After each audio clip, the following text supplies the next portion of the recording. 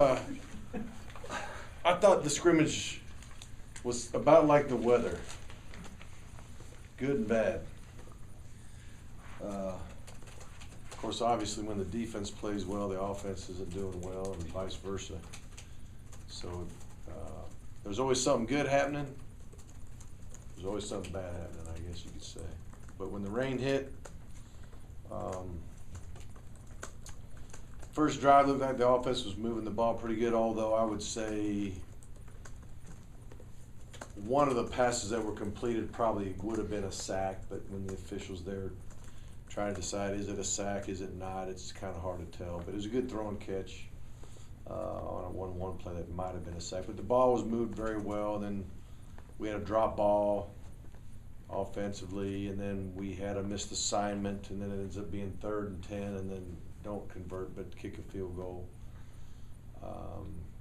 So, I mean, the 1-0 looked like they were ready to play coming out of the gate, and then but then got bogged down with a couple errors. But like I said, one of those might have been a sack, so who knows what would have really happened on that drive. But then it just come down pouring rain, and it was kind of hard to do anything offensively. Defense was playing well during that time. By halftime, I'm thinking, the defense is playing great, and the offense is looking like their body language isn't looking real good. Not real happy about that. And sure enough, the offense, one guy makes a play, and then all of a sudden everybody gets excited on the offense, and then the defense, it looks like they're down a little bit. We got to learn to handle adversity better on both sides of the ball, I guess is the point I'm making. I think that we need to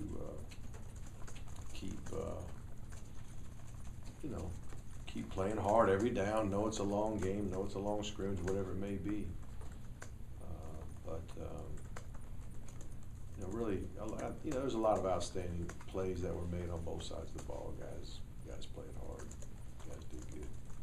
Is there any scoring you guys give to this that you can come away saying the offense or defense? I wouldn't say, no, we don't.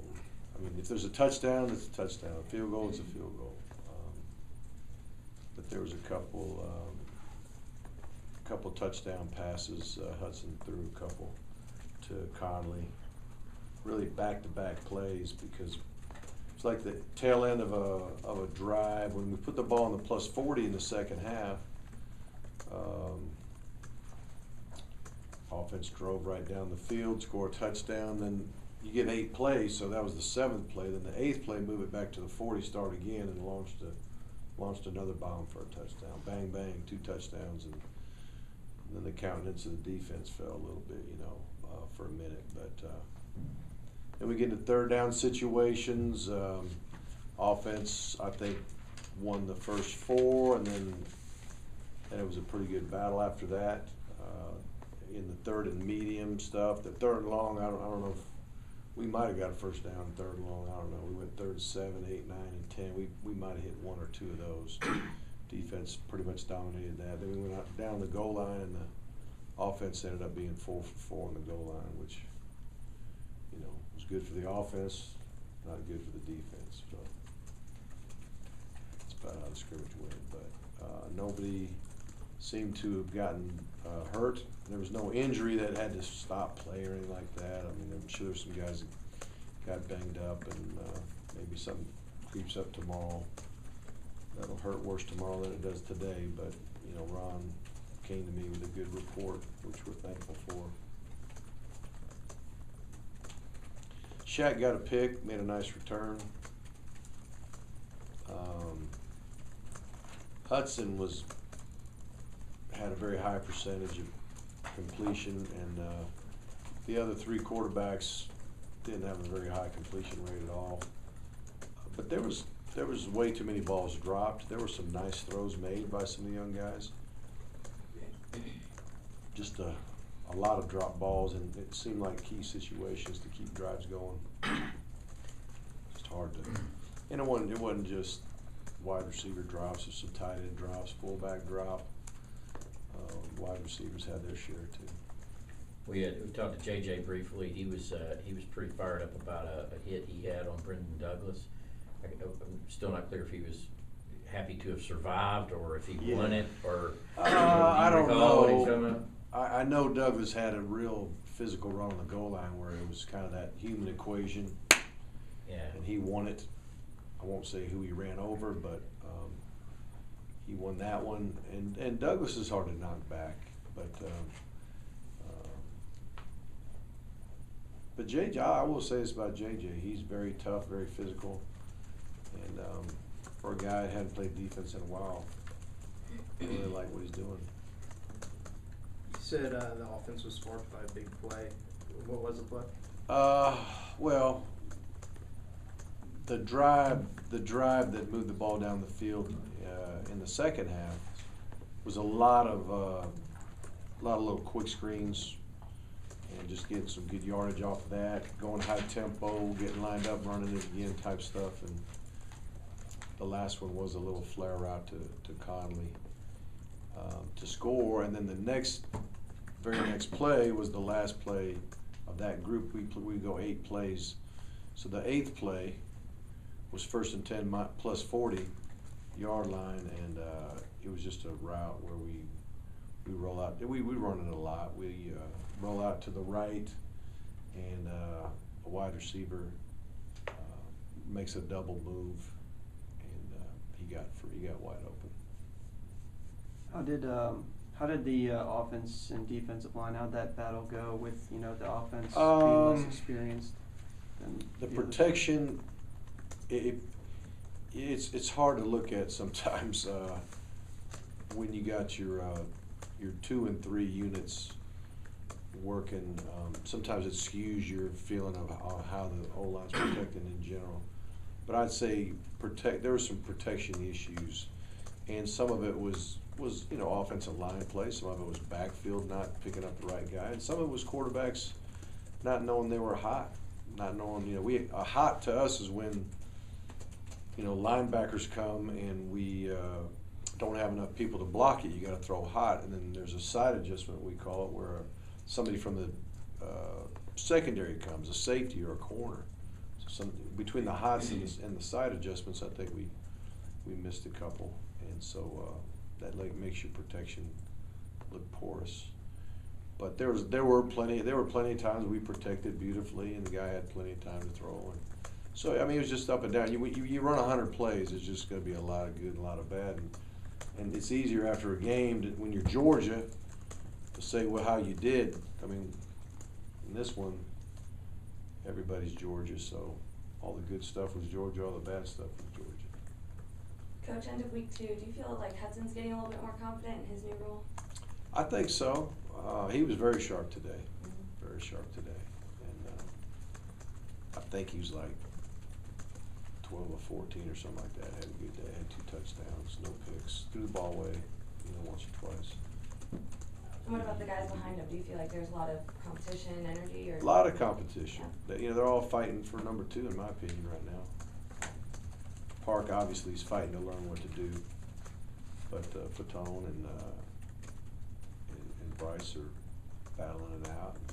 And Mike Bobo is giving everybody opportunities with each unit, giving them enough reps to show what they can do. Coach, if you did happen to bring stats, I for one would love to hear them. You wouldn't? I wasn't gonna bring them. I said, I'll bring them, and then it became stupid. Do you really want to hear them?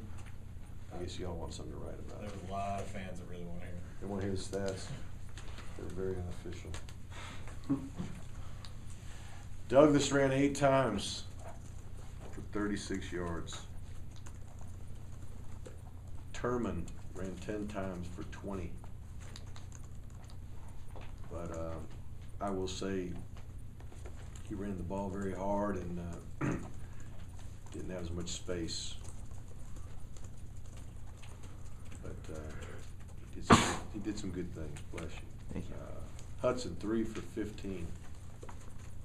Which, when Hudson runs it, you tag him and he's down type thing. And again, when we get to the sack stat, there's probably a few more sacks that would have been. It's just, it's hard to tell. When it's hard to tell, we just let them play so we can.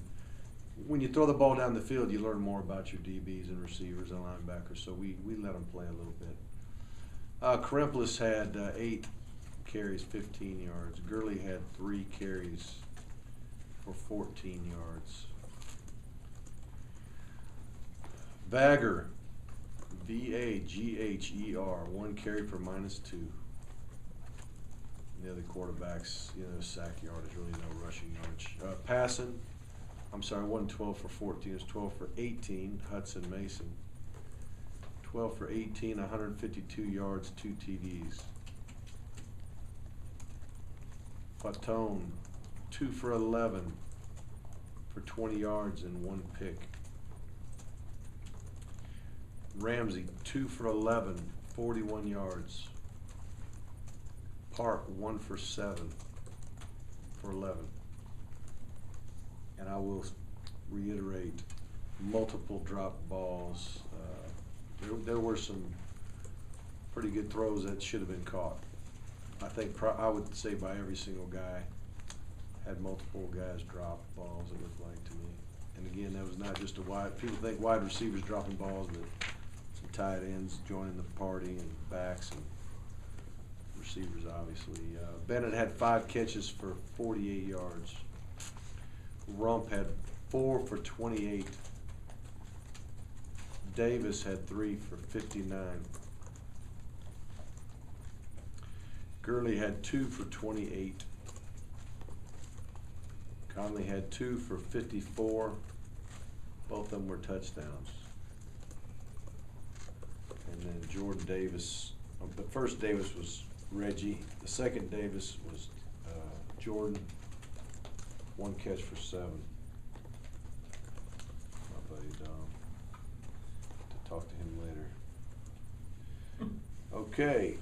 1 field goal attempt was made by Marshall Morgan, 29 yards. Made all 3 extra points. There was a rushing TD I missed. Corinthians, 9-yard touchdown run.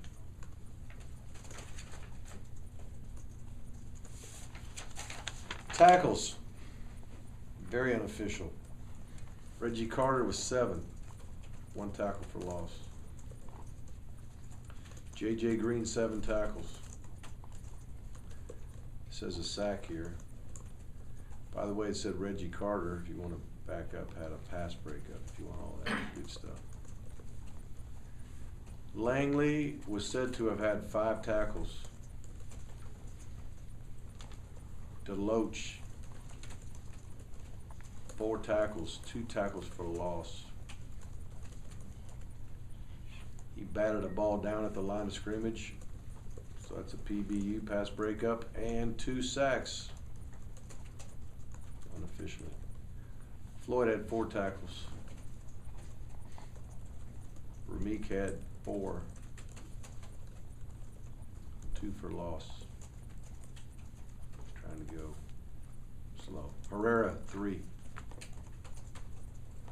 Matter of fact, well, I'll go down the line. Swan, 3. It said Swan had a tackle for loss and 2 pass breakups. I'm going to stop with 3. John Taylor had 3.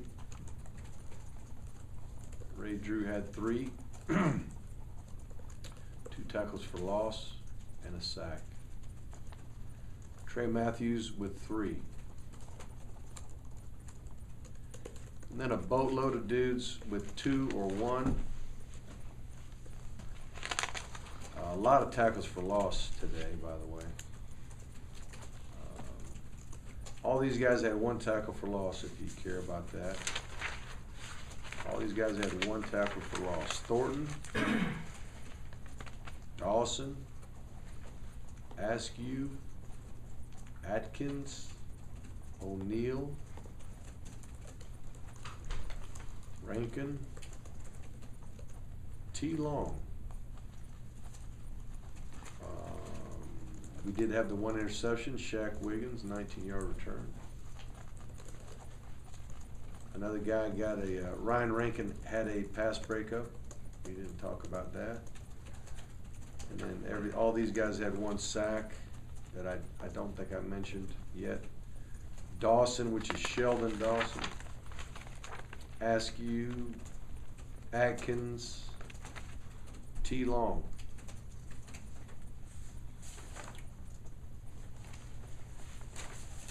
Mark, how was Ray Drew this spring?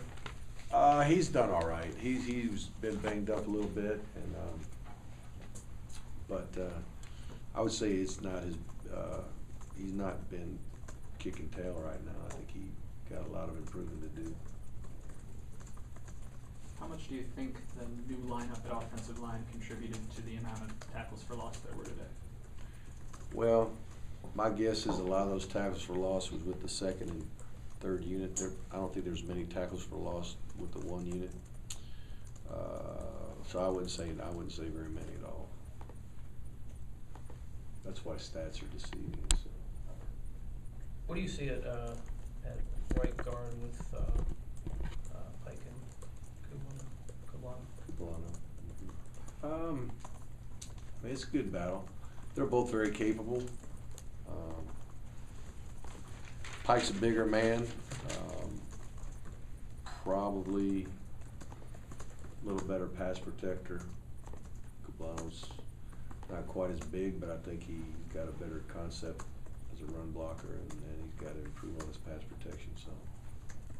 Did John stay on the left side today? John stayed on the left side, yes, ma'am. Is DeBell getting a look at guard? Yes, left guard. How's- You know what? when a guy goes right down the middle of him, some of them big guys, it's kind of tough on him at times. But when you got to pull and go, get out in front of on the screen or pass protect, if people trying to edge rush him or whatever, he does very well.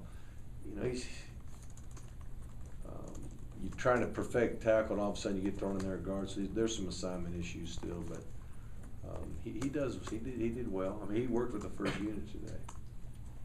Coach, what have you seen from Reggie Davis this spring? I know he said he put on about like 10 pounds, and he's been able to get off jams a little bit quicker. Yeah, he's doing good. He's really coming along. We had a screen early in the scrimmage. I got a chance to watch about 3 series on film. In the future, I'd probably continue to let the players go first, and maybe I can watch enough film to help tell you what I saw. But I happened to see him. He didn't make a devastating block, but he was supposed to crack a defender, come inside and crack him and pin him when we had a screen coming outside. He wasn't strong enough to keep him from going, but he was athletic enough and he played hard enough to stay on him and just stayed with him all the way until he went out of bounds. He didn't physically throw him out of bounds, but as the guy was pursuing, he stayed on him and kept him at bay and did a nice job. And that's where he's got to do his work. It's just going to be a matter, blocking at the receiver position is a matter of really, first you got to know what to do. Obviously, you know who to get, but you just got to want to do it. And even if you're not a real super physical guy, if you're willing to scrap in there and keep your feet moving and just care enough, you can do it pretty good. I see some improvement. The other Davis, Jordan Davis, I'd assume he's working with the first team a good bit since there aren't that many tight ends. Right. Jordan's doing pretty good. Jordan's he's a whole lot better on assignments. He's understanding how to run routes. He's the one tight end we got that can really penetrate down the field. He can run, and he's for the most part he caught the ball very well. He did have a drop ball today, at least one, but in his defense he was getting hit as the ball was coming in. But you got to make those catches. But he's still a little light in the blocking. He's got there's times we ask our tight ends to pass protect, and he's athletic enough, but he can get kind of pushed around a little bit too, so he's got to get stronger. Can I have one more? Did you talk to Jeremy afterwards? What was his mood? Kind of his first. I did not.